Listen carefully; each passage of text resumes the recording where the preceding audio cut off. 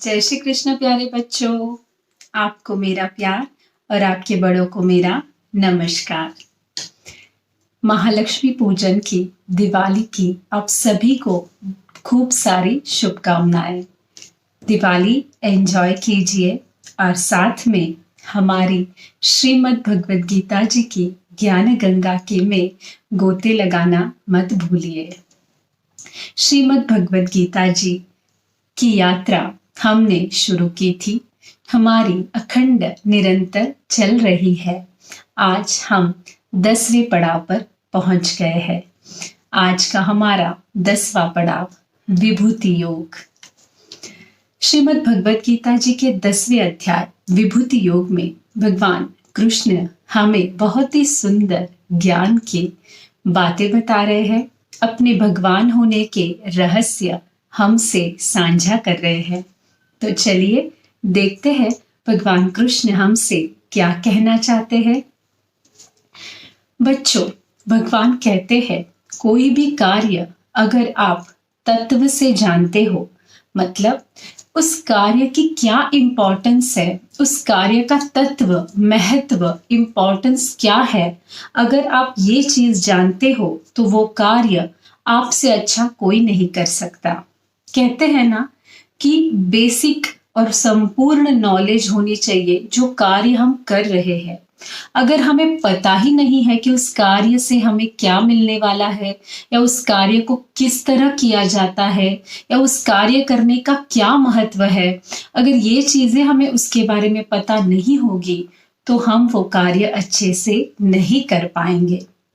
कितनी सरल सुंदर भाषा में भगवान हमें इतनी बड़े जो ज्ञान है, जो इतनी बड़ी ज्ञान गंगा है, उसमें इजीली इतनी गहरी जो ज्ञान गंगा है श्रीमद् भगवद गीता जी की, भगवान उसमें हमें बहुत ही इजीली, आसानी से गोते लगवा रहे हैं। तो बच्चों, इतना महत्वपूर्ण साथ और आधार, सपोर्ट है हमारा, तो क्यों ना हम इस गंगा जी में गोते लगा लेते हैं, श्रीमद् भगवद गीता जी का ज्ञान अर्जित कर कर उस पर मार्गक्रमण करते हैं। देखते हैं भगवान श्री कृष्ण 10वें अध्याय में श्री कृष्ण हमें अर्जुन द्वारा क्या। श्री भगवानुवाच भूय एव महाबाहो शृणु मे परमं वचः यत्तेऽहं प्रीयमाणाय वक्ष्यामि हितकाम्यया। श्री भगवान कहते हैं, हे महाबाहो, देखिए बच्चों, खुद कितने महान है, हर चीज से संपूर्ण है, हर चीज से शक्तिशाली है, फिर भी अपने दोस्त को वो उतना ही सम्मान देते हैं। यही तो खासियत है उनके साथी बनने की। अपने प्रिय सखा अर्जुन को वो कितने सम्मान से बुलाते हैं, हे महाबाहो, मतलब हे महाबलशाली अर्जुन। आज वो अर्जुन से क्या कह रहे हैं? भगवान कृष्ण अर्जुन से फिर से अपने परम रहस्य, अपना प्रभावी ज्ञान कहते हैं। अगर आप ये सोचोगे कि बार बार श्री कृष्ण वही बात क्यों दोहरा रहे हैं, बच्चों आप पढ़ाई करते होंगे ना। जब पढ़ाई करते हैं तो कोई बात अगर हमारे समझ में नहीं आती है, या कोई बात का विषय या कोई विषय गहन होता है, मतलब थोड़ा डीप होता है, थोड़ा समझ में कठिन होता है, लेकिन वो उतना ही इम्पोर्टेंट होता है, तो हम क्या करते हैं, बार बार उसकी रिवीजन करते हैं। तो उसी तरह भगवान कृष्ण भी चाहते हैं कि जो उनका ज्ञान है, जो उनकी परम शक्ति है, जो उनकी चीजें हैं, जो उनके वचन है, उनके रहस्य है, वो अर्जुन बहुत अच्छे से समझे और उसे वो बार बार इसीलिए रिवीजन करवाते हैं, बार बार उसे वो बताते हैं। अगर एक सिंपल सी पढ़ाई भी करनी है तो हमें वो कितनी बार रिवीजन करनी पड़ती है। यहाँ तो परमपिता परमेश्वर का ज्ञान है, उनका रहस्य है, समझने में बड़ा ही गहन और कठिन है। तो क्यों ना भगवान कृष्ण ही उसे अच्छे से हमारे लिए समझाए और हम ही उनसे समझे। इसीलिए वो जब तक हमें समझ में नहीं आता वो समझाते रहते हैं।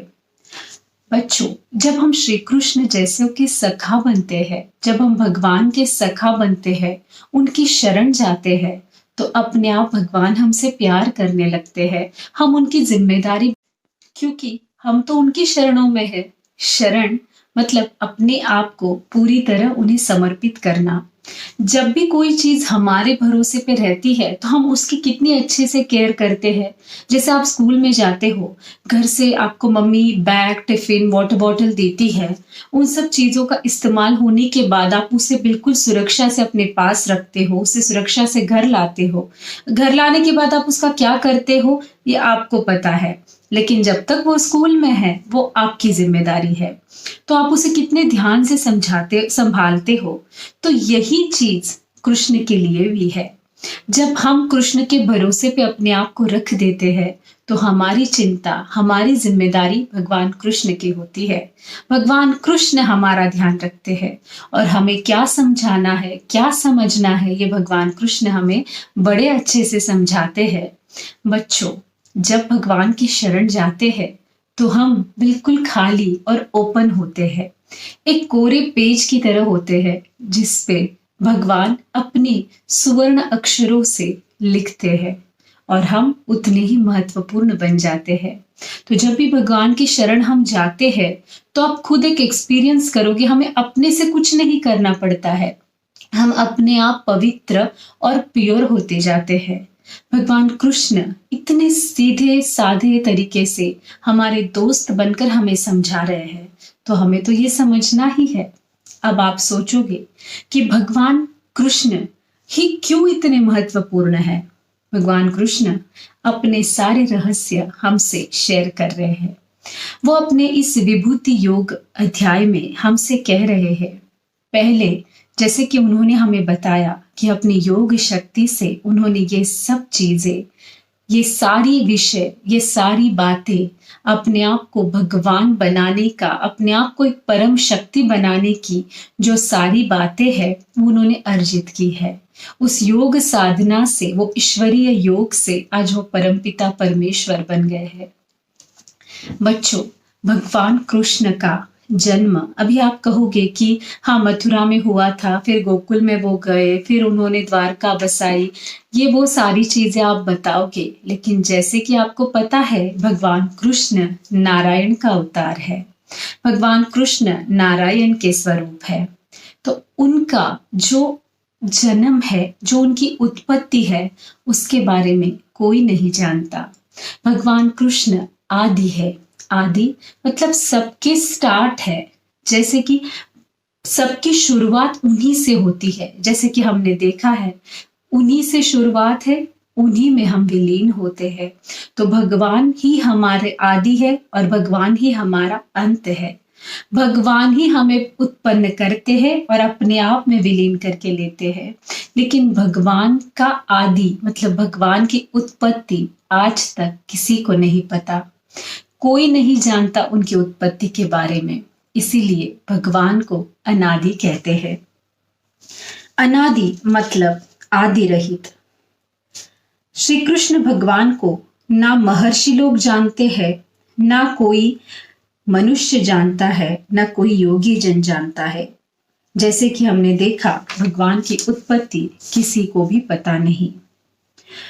भगवान अनादि है, जैसे कि हमने जाना, जिसका आरंभ पता नहीं, जो सबके उत्पत्ति का कारण है। जो ये बात जानते हैं वही सबका महान ईश्वर तत्व है। वह सबसे भाग्यशाली, उनका सबका जीवन सार्थक है तथा वही ज्ञानी है। बच्चों, अब आप सोचोगे ये अनादि, ये आदि क्या है?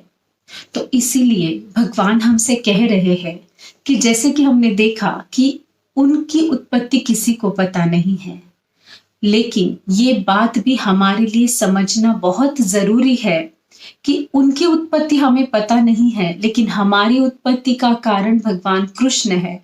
जब हम ये जानेंगे, जब हम ये मानेंगे, जब हम इस चीज का स्वीकार करेंगे कि भगवान कृष्ण से ही हम बने हैं, हमारा आदि भगवान कृष्ण से है, तो हम अपने आप को गौरवान्वित, मतलब एक प्राउड फीलिंग आएगी अपने आप में कि हाँ हम उनसे उत्पन्न हुए हैं। तो जब हम जिससे उत्पन्न होते हैं तो हम उन्हीं के ही तो गुण लेके आगे चलते हैं। तो यही तो भगवान हमसे चाहते हैं कि भगवान कृष्ण की उत्पत्ति हमसे है। भगवान कृष्ण की उत्पत्ति हमसे है तो जाहिर सी बात है कि हम भगवान कृष्ण का अंश है, और जिसका हम अंश है हम उन्हीं की तरह होते हैं, उन्हीं की तरह हमें बनना है। और जैसे हम उन्हीं की तरह बन जाएंगे तो हम भी तो सबसे ज्ञानी, महान, और हमारा जीवन भी तो सार्थक हो जाएगा ना बच्चों। जीवन सार्थक मतलब हर उस खुशी से, हर उस चीज से हम भर जाएंगे जो हमें जरूरत है और जिसकी हमारे लाइफ एक आइडियल लाइफ होने की जिसकी जरूरत है, वैसी लाइफ हम जीने। कृष्ण बार बार अपने तत्वों को समझाना चाहते हैं, उनके ईश्वरीय स्वरूप को सब जाने ये वो चाहते हैं। वो फिर से बार बार अपनी ही बात फिर से कह रहे हैं कि मेरा हर एक सजीव निर्जीव में मेरा ही वास है। हर एक चीज में भगवान की छवि है, ये भगवान हमें बार बार बता रहे हैं। भगवान कितने हमें भाग्यशाली बना रहे हैं इसका हमें जरूर अंदाजा आ जाना चाहिए, और हमें ये गोल्डन अपॉर्चुनिटी तुरंत ही ग्रैब कर लेनी चाहिए। करेंगे ना? भगवान कहते हैं, बुद्धिर्ज्ञानमसम्मोह क्षमा सत्यम दमः शमः सुखम दुःखम भवो भावो भयं चाभयमेव च अहिंसा समता तुष्टिस् तपोदानम यशो यशः भवन्ति भावा भूतानां मत्त एव पृथग्विदः। कृष्ण कहते हैं, जीवन में हर स्थिति एक नया भाव लाती है। जैसे हमारी मन की सिचुएशन होती है वैसे ही फीलिंग्स हमारे अंदर होती है। कितना सरल और सिंपल चीज बताई है। जैसी हमारी सिचुएशन, अगर हमारी सिचुएशन बहुत ही खुशी की है, आनंद की है, तो हम कोई चीज का बुरा नहीं मानते हैं। अगर कोई हमें कुछ कह देता है या कोई हमें चुभती हुई बात भी अगर कह देता है तो भी हम उस बात का कभी बुरा नहीं मानते हैं, क्योंकि हमारा मूड, सिचुएशन हमारे मन जैसी होती है तो हमारा मन भी बिल्कुल खुश होता है और हम उस चीज को बिल्कुल हल्के में, इजी वे में लेते हैं, मजाक को मजाक में रहने देते हैं। लेकिन अगर सिचुएशन विपरीत हो, अगर सिचुएशन, स्थिति हमारे मन के हिसाब से ना हो तो किसी की अच्छी कही हुई बात भी हमें चुभ जाती है, हमें बुरा लगता है। तो ये सारी सिचुएशंस क्यों पैदा होती है? हमारी ही वजह से। हम जैसा सोचते हैं वैसा ही हो, ये हमारा आग्रह कभी कभी हमारी एक्सपेक्टेशंस पूरी ना होने का दर्द दे जाता है, हमारी अपेक्षाएं भंग होने का दुख दे जाता है। तो इसीलिए जैसी हमारी सिचुएशन वैसी हमारी फीलिंग्स, ये तत्व अगर हमारी लाइफ का है तो भगवान कृष्ण इसे कितना सुंदर कनेक्ट करते हैं। तो कहते हैं कि हर सिचुएशन में मुझे रखो, हर सिचुएशन मुझे अर्पण करो। मतलब एक सिंपल चीज हमें सोचनी है, जो हुआ है ना भगवान की वजह से हुआ है, जो हुआ है ना श्री कृष्ण ने किया है, और हमने अगर श्री कृष्ण को सखा मान लिया है तो 10वें अध्याय तक पहुंचते पहुंचते कृष्ण के तो हम घनिष्ठ मित्र बन गए हैं और हम कृष्ण की हर बातें मानने लग जाएंगे। तो हम सोचेंगे कि सब कृष्ण ने किया है, और अगर हमारा वो घनिष्ठ सखा है तो वो हमारे लिए कुछ गलत कर ही नहीं सकता। तो हमारा मन बिल्कुल शांत हो जाएगा और अपने आप सिचुएशन हमारे हिसाब से हो जाएगी। तो हमारी सकारात्मकता तब बढ़ेगी जब हम ये सोचेंगे कि ये भगवान कृष्ण ने किया है। तो भगवान कहते हैं, आपका हर क्षण, हर पल मुझे अर्पण करो, उसमें मुझे देखो, मेरा भाव आपके मन में रहने दो। जैसा भाव आपके मन में रहेगा, जैसी वैसी सिचुएशन रहेगी, जैसी स्थिति यानी सिचुएशन रहेगी, वैसी फीलिंग्स, वैसी भावनाएं, वैसा मन आपका होगा। तो बच्चों, हम तो हमेशा चाहते हैं ना कि हम हमेशा अच्छे और ऑन मूड में रहे। अगर हम अच्छे और ऑन मूड में रहना चाहते हैं तो जाहिर सी बात है कि हमारे इर्द गिर्द जो सिचुएशन है, जो स्थिति है, वो अच्छी रहे। तो भगवान कृष्ण का नाम स्मरण या भगवान कृष्ण का ध्यान करने से वो सिचुएशन अपने आप अपनी सरल और अपने हिसाब से हो जाएगी। यही भगवान कृष्ण हमें कहते हैं। कृष्ण हमारे कुछ भावों को यहाँ बताते हैं। देखिए ना, भगवान होते हुए भी इंसानों को कितने अच्छे से जानते हैं, इसीलिए तो उन्होंने इंसान का रूप धरा था। वो कहते हैं, यथार्थ ज्ञान, निश्चय शक्ति, असमूढ़ता, क्षमा, सत्य, संयम, भय, अभय, समाधान, तप इत्यादि भाव सभी कृष्ण से है। जैसे कि हमने अभी देखा, सारे जो हमारे भाव है, दुख, आनंद, खुशी, अभिमान या कुछ भी, संयम, जो भी हमारे अंदर है, ज्ञान, या हमें कोई चीजों से जो बड़कपन लगता है या हम किसी चीज से अपने आप को लो फील करते हैं, सारी कृष्ण अर्पणास्तु कर देंगे तो सारी सिचुएशन हमारे लिए टॉप की हो जाएगी और अच्छी हो जाएगी। भगवान कृष्ण वही कहते हैं, ये हर भाव मुझसे उत्पन्न हुए हैं, ये हर भाव मुझसे बने हुए हैं, तो आप इन सब में मेरा भाव रखो, मेरी छवि को देखो, ये सारे भाव अपने आप इजी होते चले जाएंगे। जो जो हमारा हमसे पहले उत्पत्ति करता है, भगवान कृष्ण कहते हैं कि मैं ही सबका आदि हूं, मैं ही सबसे पहले हूं। अगर इंसानों के, महर्षि जनों के, अगर हमारे उत्पत्तियों के भी उत्पत्ति के पहले के अगर भगवान कृष्ण है, बच्चों आपको अगर ये समझ नहीं आता है तो मैं फिर से आपको एक उदाहरण दूंगी कि जैसे उत्पत्ति मतलब क्या, हम कहाँ से है, हमारे मम्मी पापा से, हमारे मम्मी पापा की उत्पत्ति उनके मम्मी पापा यानी हमारे दादाजी दादी जी से, उनकी उत्पत्ति उनके मम्मी पापा से। तो हमारी पीढ़ियां दर पीढ़ियों के ऊपर हम लोग जानते हैं, लेकिन बहुत हमारे उत्पत्तिकर्ता किस कौन है ये हम नहीं जानते। हमने देखा है कि ब्रह्मा जी ने उत्पत्ति की है और हम ब्रह्मा जी में विलीन हो गए हैं, ये सारी चीजें हमने देखी है, लेकिन ब्रह्मा जी हो या कोई, ये सारे एक तत्व है, ये सारे एक ही है। तो भगवान कृष्ण सबके आदि है, मतलब ये जो शुरुआत है, ये आज हमें कितना बड़ा रहस्य पता चला है कि भगवान कृष्ण ही हमारे उत्पत्ति करता है, हमारे नहीं, सबकी उत्पत्ति करता कृष्ण है, जिनका जन्म हमें पता ही नहीं, हजारों करोड़ों वर्षों पहले जो ऋषि मुनि थे उनके भी उत्पत्ति करता भगवान कृष्ण है। मतलब इस सृष्टि की रचना ही भगवान कृष्ण ने की है।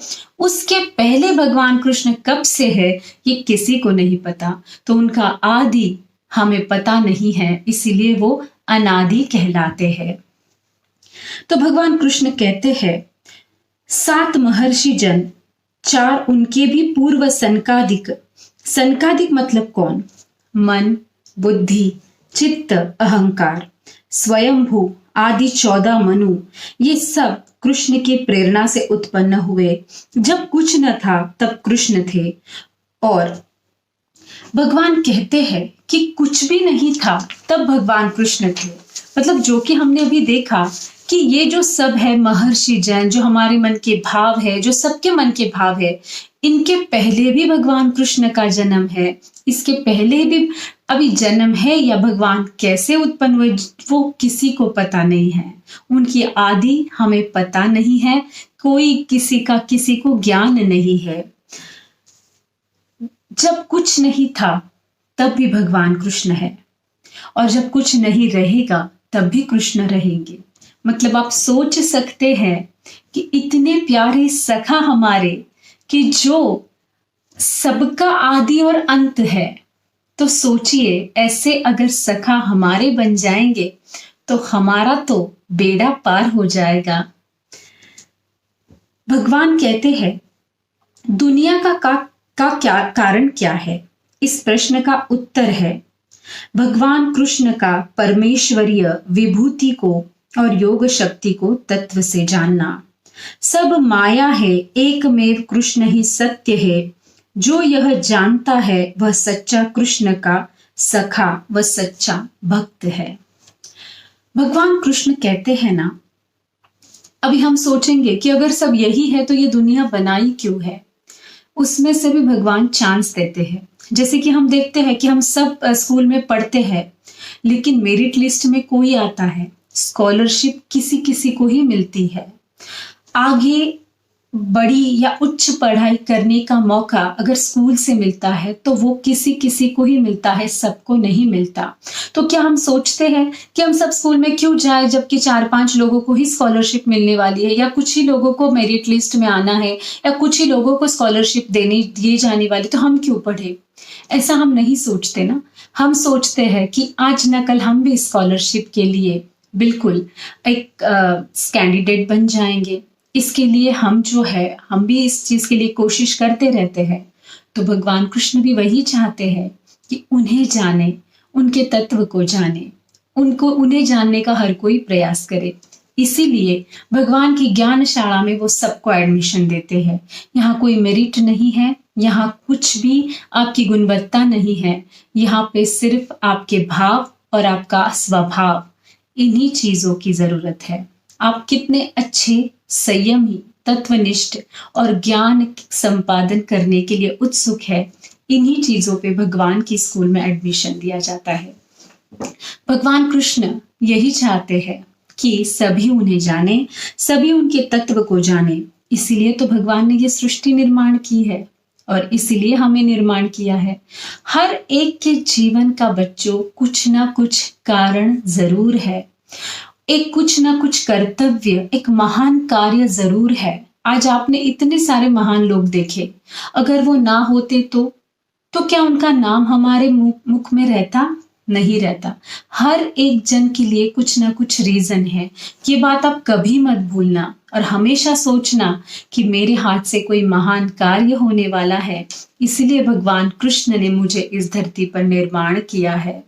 कोई महान कर्तव्य है, इसलिए भगवान कृष्ण मुझे यहाँ चाहते हैं। और इस चीज का हमेशा सम्मान करके अपने उस महान कर्तव्य को पूरी करते रहने की कोशिश करना। भगवान श्री कृष्ण का इतना बड़ा ज्ञान जानने का मौका, अवसर मिलना, ये भी बहुत बड़ी अपने आप में उपलब्धि है। जितनी खुशी स्कॉलरशिप और मेरिट में आने की है, उससे बड़ी खुशी भगवान कृष्ण को तत्व से जानने की है।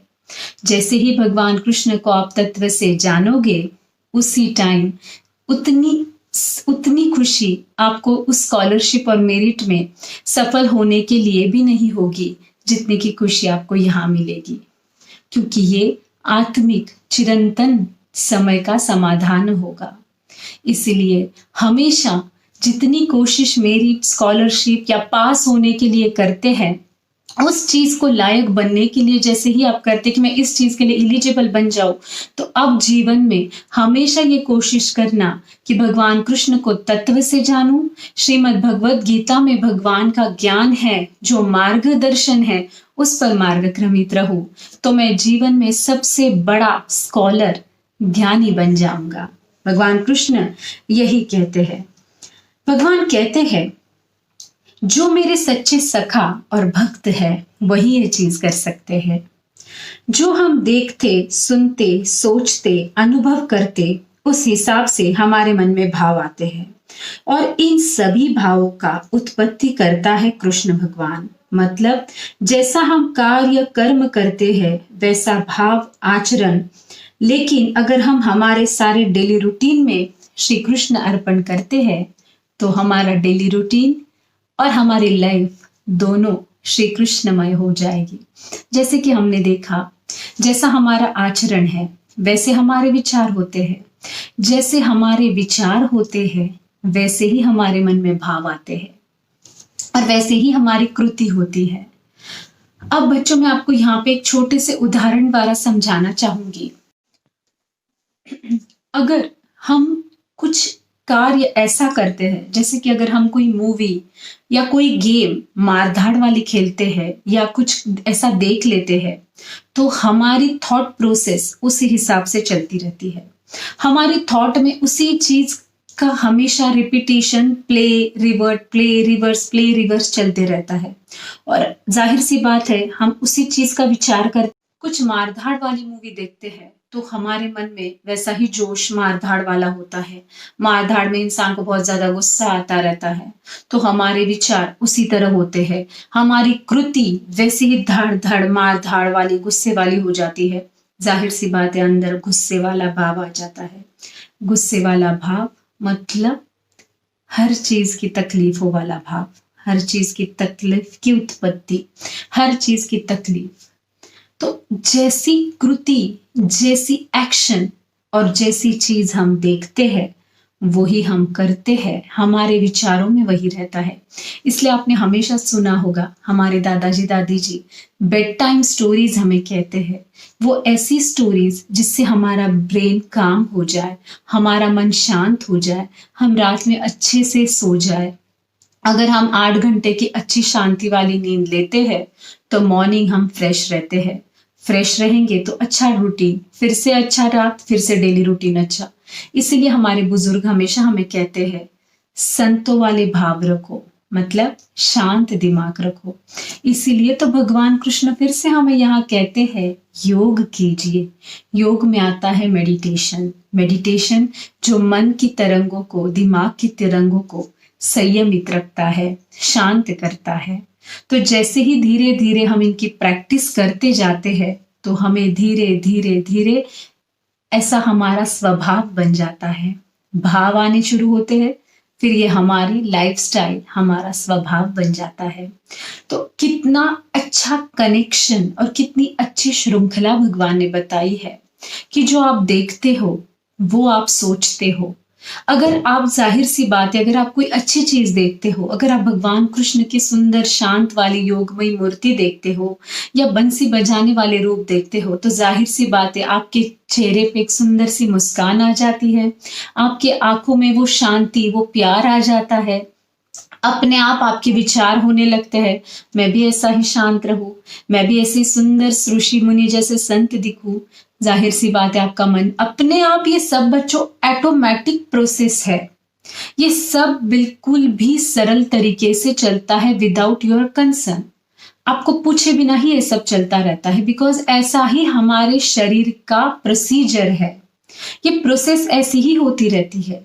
जो देखते हो, सुनते हो, वही सोचते हो, वही भाव बनते हैं और वैसे ही आप बन जाते हो।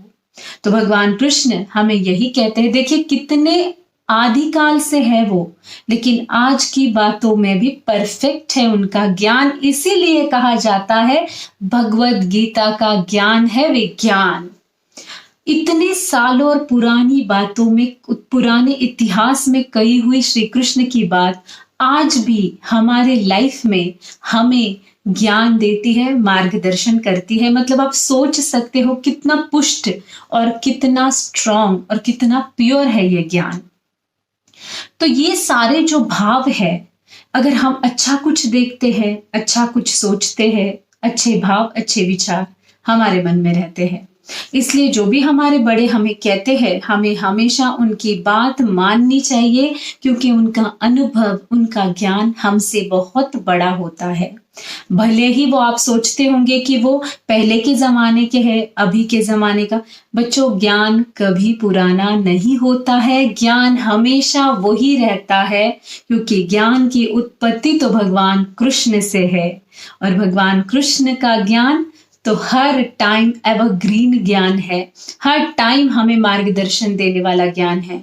इसीलिए कहते हैं जब भी कोई सिचुएशन में अटको, भगवत गीता के कोई भी अध्याय लो, आपके जीवन का सॉल्यूशन, सारे प्रॉब्लम का सॉल्यूशन, आपके जीवन का मार्गदर्शन श्रीमद् भगवत गीता की पुस्तिका में है। तो भगवान कृष्ण कहते हैं जैसे आपके भाव है वो मेरे ही उत्पन्न किए हुए हैं, वो मेरे से ही आए हुए भाव है। जाहिर सी बात है, सारी सृष्टि उन्होंने बनाई है तो ये भाव भी तो उन्होंने ही बनाए होंगे। तो भगवान कहते हैं कि मुझे अर्पण कर दो। मतलब आप हमेशा मेरे बारे में सोचते रहो। अगर आप पढ़ाई कर रहे हो, सरस्वती माँ के मन में आपकी मूर्ति आ रही है, जाहिर सी बात है वो भगवान श्री कृष्ण के ही अंश है, वो एक ही है, तो भगवान श्री कृष्ण का ही वहां पे ध्यान हो रहा है। पढ़ाई करते वक्त आपके मन में कुछ गलत आता है? नहीं, बिल्कुल अच्छे विचार आते हैं। तब सोच लेना कि भगवान कृष्ण आपके दिमाग में चल रहे हैं, भगवान कृष्ण आपको चला रहे हैं।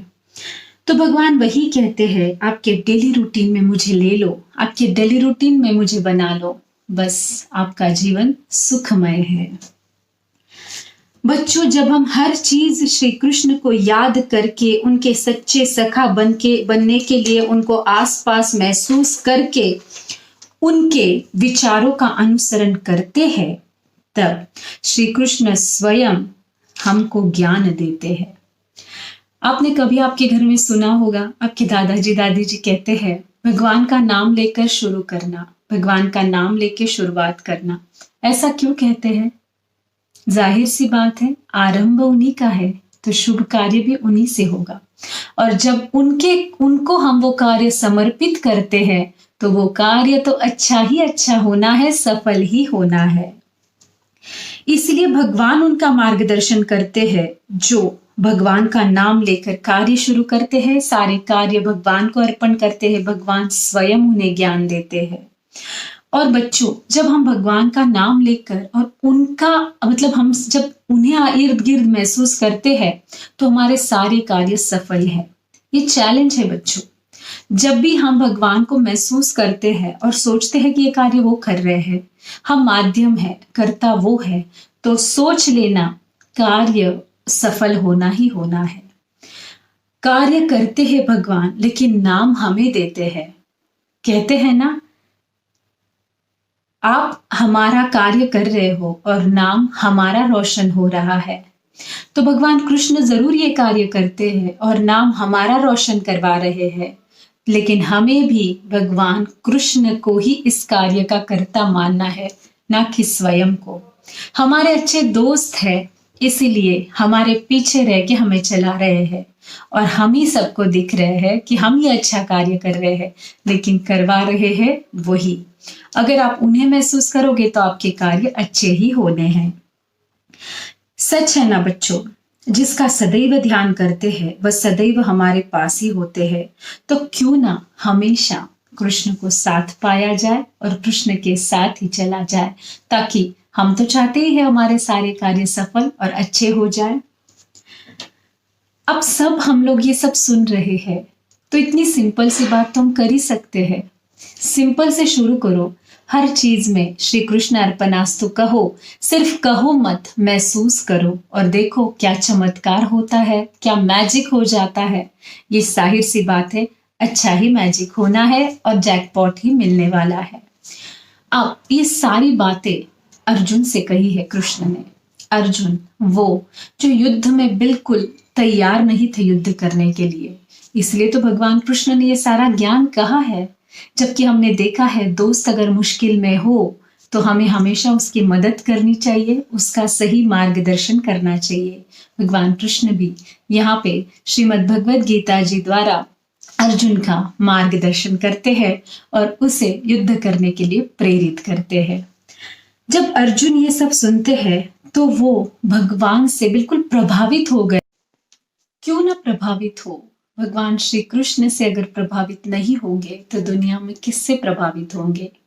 भगवान कृष्ण जैसा महान व्यक्तित्व परमपिता परमेश्वर जो संपूर्ण है, जो आदि अनादि काल से ज्ञानी है, परमपिता परमेश्वर है, तो उनसे बड़ा अच्छा और कौन हो सकता है। अर्जुन अपने आप को बहुत ही अभिमान और गौरवान्वित महसूस कर रहे हैं कि भगवान कृष्ण जैसा उनका सखा है।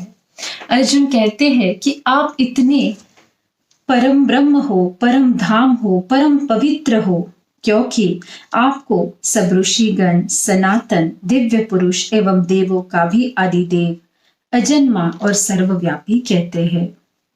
वैसे ही देवर्षि नारद तथा असित और देवल ऋषि तथा महर्षि व्यास भी कहते हैं।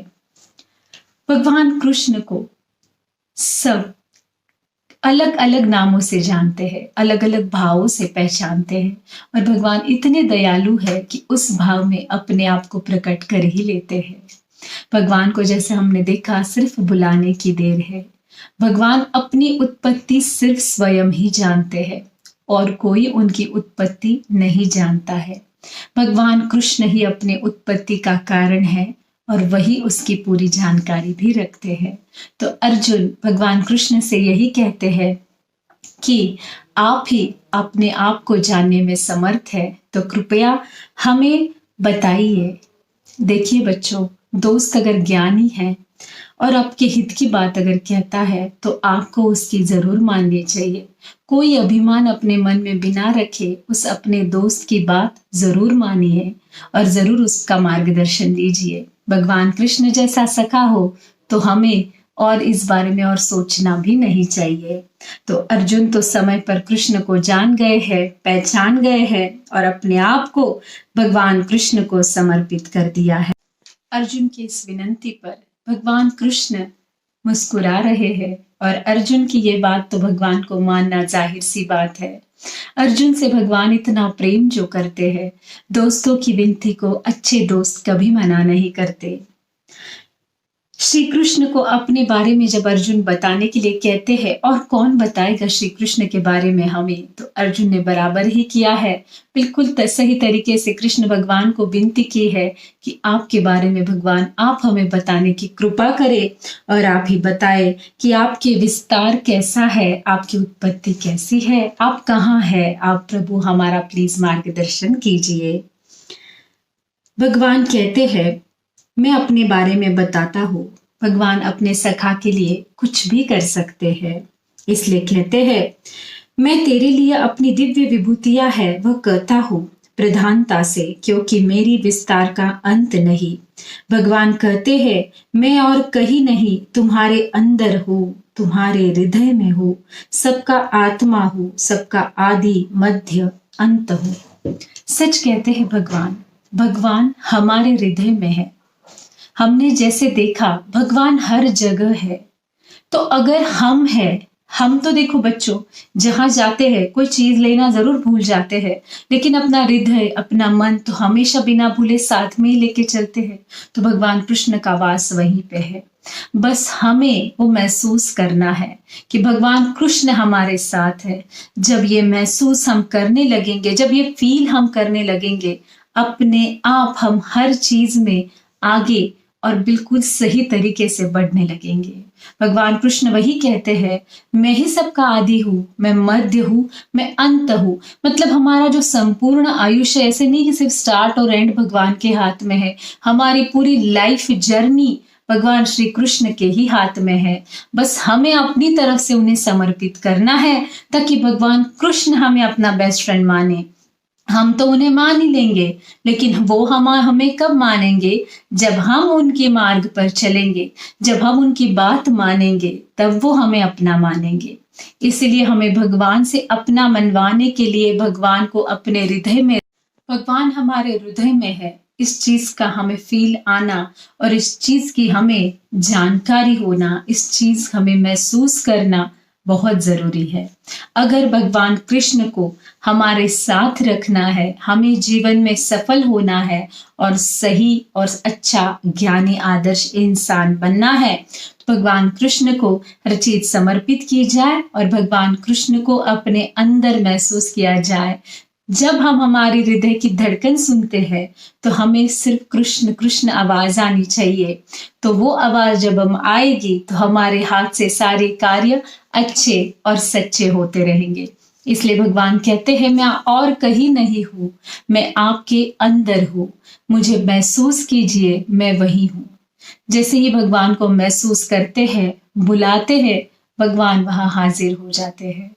भगवान सिर्फ आपकी आवाज के, आपके संबोधन करने के ही दूर है। सच्चे दिल से बुलाइए, भगवान जरूर आते हैं। संतों की हर स्टोरी में आपने देखा होगा कि भगवान हमेशा वहां पे रहते ही है। वो कार्य क्या है वो कभी नहीं देखते हैं, बस आ जाते हैं। संतों में जैसे हमने जनाबाई जो महाराष्ट्र की संत है, उन्हें घर में बहुत काम रहता था, भगवान की पूजा नाम स्मरण करने का कोई और समय नहीं मिलता था। तो पहले के जमाने में घट्टी, यानी जो अभी हम जो मिल या गिरनी में जो भी धान पिसाते हैं, पहले घट्टी में पिसा जाता था।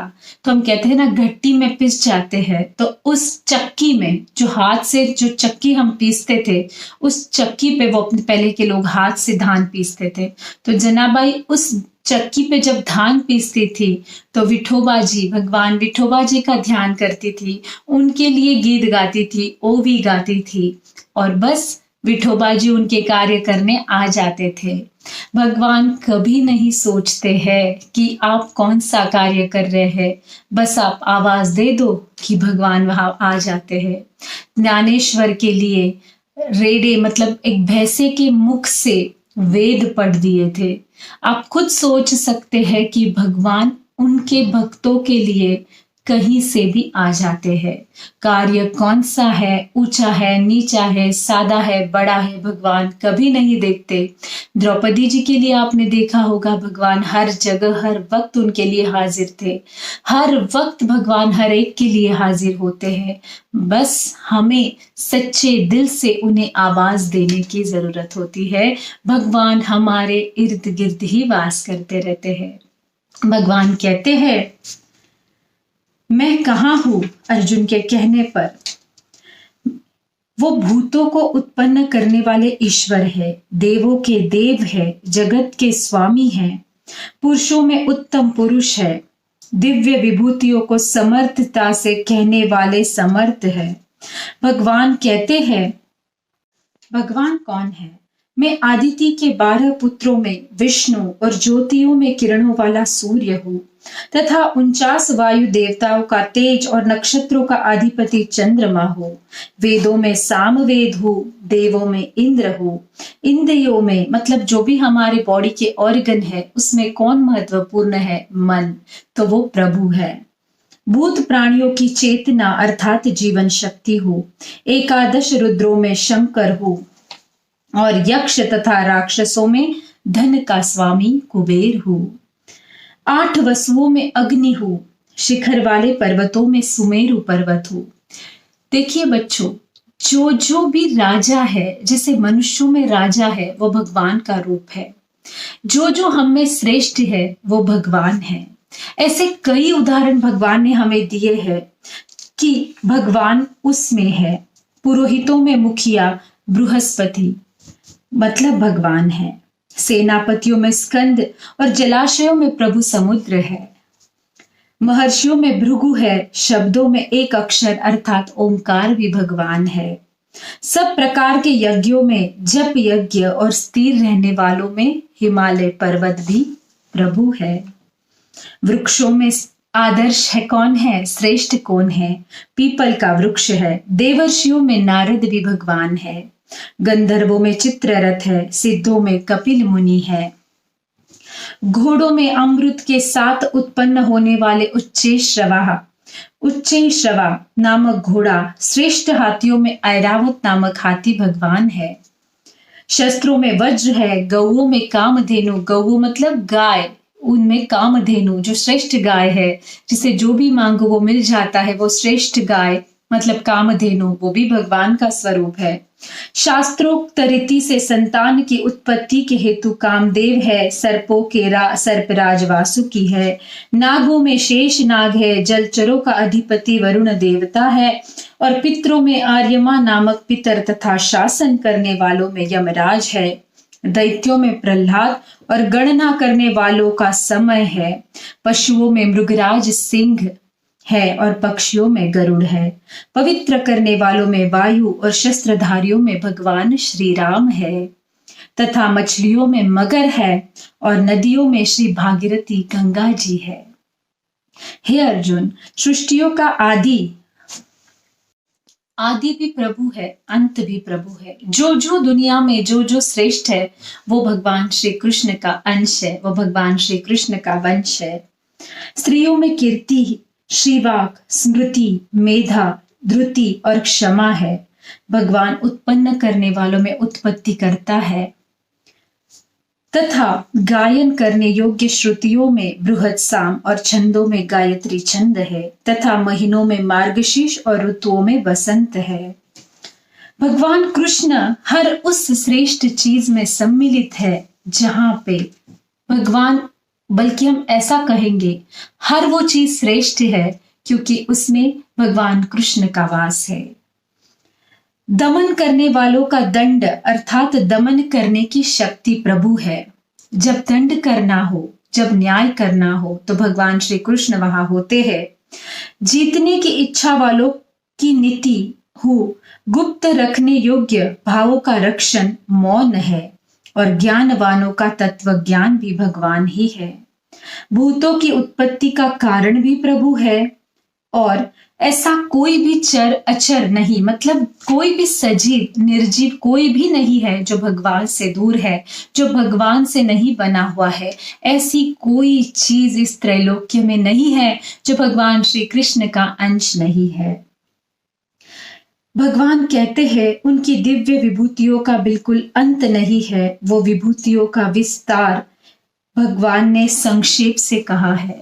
अर्जुन की विनती पर भगवान श्री कृष्ण ने ये कहा है, और हमें भी बहुत बड़ा ज्ञान दिया है कि अगर भगवान श्री कृष्ण जिस चीज में सम्मिलित होते हैं वो चीज अपने आप श्रेष्ठ बन जाती है। अभी हमने इतने सारे उदाहरण भगवान के मुख से हमने सुने कि भगवान श्री कृष्ण ने कहा कि इन सारी चीजों में, वो बिल्कुल संक्षेप, बिल्कुल छोटी लाइंस में भगवान ने कहा है, बल्कि भगवान की सूची तो बहुत बड़ी है। हम खुद जानते हैं हमारे ज्ञान अज्ञान में जो भी चीजें हैं सारी भगवान से उत्पत्ति है। लेकिन जो भगवान से छू लेती है, जैसे आपको पता है एक पारस मणि होता है, कहते हैं कि वो काल्पनिक है, लेकिन हम यहाँ पे भगवान श्री कृष्ण के तत्व को पारस मणि कहते हैं और अपने आप को लोहा मानते हैं। जैसे ही पारस मणि के संपर्क में लोहा आ जाता है वो सोना बन जाता है, वैल्यूएबल बन जाता है। वैसे ही भगवान श्री कृष्ण के संपर्क में हम जैसा मनुष्य आ जाता है तो उसका जीवन सफल और सार्थक और कृष्णमय बन जाता है। तो बच्चों, भगवान कृष्ण यही हमसे कह रहे हैं कि मुझे हर चीज में रखिए, हर चीज मुझ में रखिए, और हर चीज में मेरा ही भाव का अनुभव कीजिए, महसूस कीजिए, वो सारी चीजें सफल है। इतनी सारे संक्षेप में भगवान ने बताया है। सोचिए कितना बड़ा भगवान का विस्तार है। जो जो भी विभूति युक्त अर्थात ऐश्वर्य युक्त, कांति युक्त, शक्ति युक्त है, वो सभी भगवान के तेज के अंश की ही अभिव्यक्ति है। भगवान अर्जुन से कहते हैं, इस बहुत जानने से तेरा क्या प्रयोजन है? इस संपूर्ण जगत को अपनी योग शक्ति के एक अंश मात्र से धारण करके स्थित हूँ। फिर से भगवान कहते हैं उनकी योग शक्ति से ये सारी चीजें उन्होंने अर्जित की है। बच्चों, इतना बड़ा परम पिता हमारे सिंपल शब्दों में हमारी भलाई करने के लिए श्रीमद् भगवत गीता जी द्वारा हमें ज्ञान दे रहे हैं। इतने प्यारे सखा है, इतने प्यारे प्रभु है हमारे, जो हर वो सीक्रेट्स हमसे शेयर कर रहे हैं। तो भगवान श्री कृष्ण के दोस्त बनने का इससे अच्छा और पवित्र अपॉर्चुनिटी कह लीजिए, मौका कह लीजिए, अवसर कह लीजिए, हमें नहीं मिलेगा। श्रीमद् भगवत गीता जी में बताए हुए ज्ञान के अनुसार चलकर ही भगवान श्री कृष्ण के अच्छे सखा बन सकते हैं और अपना और जीवन सार्थक और सुलभ कर सकते हैं। भगवान कृष्ण अपनी योग की शक्ति से क्या क्या हासिल करते हैं ये हमें बिल्कुल अच्छी तरीके से और बिल्कुल एकदम स्वच्छ तरीके से हमारे सामने रख रहे हैं। भगवान कृष्ण हमारे सच्चे सखा है। भगवान ऑनेस्टली बिल्कुल कोई पर्दा हमारे बीच में भगवान रखते नहीं है, खुले दिल से दोस्ती करते हैं तो निभाते भी है। ये भगवान हमें जरूर यहाँ बताते हैं। ऐसे परम पिता परमेश्वर का सखा होना तो हमारे लिए बहुत बड़ा जीवन का सार्थक अवसर है। तो भगवान का यह अवसर और भगवान ने बढ़ाया हुआ हाथ हम जरूर थामेंगे और उनके मार्गदर्शन पर मार्गक्रमण करते रहेंगे। बच्चों, ये इतना सुंदर ज्ञान श्रीमद् भगवत गीता जी द्वारा भगवान ने हमें दिया है, तो हमें इसे अर्जित करना है और सिर्फ अर्जित नहीं तो जीवन में उतारना है। श्रीमद् भगवत गीता जी जैसा पवित्र और सरल ग्रंथ हमारे पास है, ये बहुत बड़े भाग्य का विषय है। तो बच्चों, इस 10वें अध्याय में भगवान ने विभूति योग में कहा है, इसकी एक रैपिड रिवीजन हम अभी करते हैं। भगवान कहते हैं, बार बार कहते हैं, सजीव निर्जीव में सब में मेरा अंश है, सब मुझसे ही बना है और मुझी में सबका विलीनीकरण है, सब मुझी में विलीन हो जाते हैं। मैं ही सबका आदि हूँ, मैं ही सबका मध्य हूँ और मैं ही सबका अंत हूँ। भगवान सब में सम्मिलित है, बस हमें उस भाव को लाने की जरूरत है। हर भाव, हर स्वभाव हमें भगवान को समर्पित करना है। भगवान को हमें खुद को समर्पित करना है। अपने हर कार्य में भगवान का वास और भगवान को महसूस करना है। अपने हर कार्य में और अपने हर भाव में भगवान को महसूस करना है। भगवान को अपने साथ रखना है। भगवान कहते हैं मैं और कहीं नहीं हूँ, मैं बस तुम्हारे अंदर छुपा हुआ हूँ। मैं बस तुम्हारे अंदर हूँ, तुम्हारे हृदय में वास करता हूँ। मुझे सिर्फ बुलाने की जरूरत है, मुझे महसूस करने की जरूरत है। मेरी उत्पत्ति को कोई नहीं जानता है, मेरी उत्पत्ति का क्या कारण है कोई नहीं जानता है। लेकिन श्रीमद् भगवद गीता जी में भगवान ये जानने का अवसर हमें देते हैं और भगवान हमें उनके सखा बनने का भी अवसर देते हैं। भगवान कहते हैं जिस चीज में भगवान है, जिस चीज में हम भगवान को जोड़ लेते हैं, जिस चीज में हम भगवान को, जो कार्य हम भगवान को समर्पित कर देते हैं, वो कार्य श्रेष्ठ होना ही होना है। जैसे भगवान एक पारसमणि है और हम एक लोहे की तरह है। भगवान के छूते ही हमारा सोना होना ही होना है। वैसे ही कहते हैं कि भगवान को हर कार्य में रखिए, महसूस कीजिए। भगवान ने बहुत सारी चीजें हमें बताई है कि भगवान के होने से, भगवान के छू लेने से उनमें कैसे श्रेष्ठत्व आ गया है। और इसी में भगवान कहते हैं कि ये सब और सब ईश्वरीय योग से भगवान ने अर्जित किया है। भगवान परमपिता परमेश्वर के मुख से, के मुखारविंद से श्रीमद् भगवद गीता का ये ज्ञान हमें मिला है। हम अपने आप को बहुत ही कृपाशाली और भाग्यशाली मानते हैं। और 10वें अध्याय में भगवान ने जो विभूति योग में जो ज्ञान कहा है, हम वादा करते हैं कि हम उसके मार्ग पर चलने की जरूर कोशिश करेंगे, प्रयास करेंगे। भगवान कृष्ण को हर कार्य समर्पित करेंगे और भगवान कृष्ण के अच्छे और सच्चे सखा बनेंगे। बच्चों, इतना सुंदर ज्ञान पाने का हमें अवसर मिला है, जरूर सुनिएगा, जरूर पढ़िएगा, जरूर इसके मार्ग पर चलते रहिएगा। श्रीमद् भगवद गीता जी गंगा अखंड बह रही है, जिसका पान करना कभी मत भूलिएगा और इसे कभी भी त्यागिएगा मत। हमेशा इसका हमेशा फायदा उठाइएगा, ये ज्ञान हमेशा अर्जित कीजिएगा और अपने आप को भाग्यशाली मानिएगा। श्रीमद् भगवद गीता जी, जैसे कि मैंने कहा है, हर भाषा में उपलब्ध है। जो भी भाषा में आपको चाहिए वो भाषा में आप श्रीमद् भगवद गीता पढ़ सकते हैं, लेकिन पढ़िए जरूर। भगवान श्री कृष्ण के सखा बनने का जो आनंद है वो महसूस कीजिएगा। मैं प्रीति चिंडक आज आपसे विदा लेती हूँ और वादा करती हूँ मिलेंगे 11वें अध्याय में। जय श्री कृष्णा, हैप्पी दिवाली।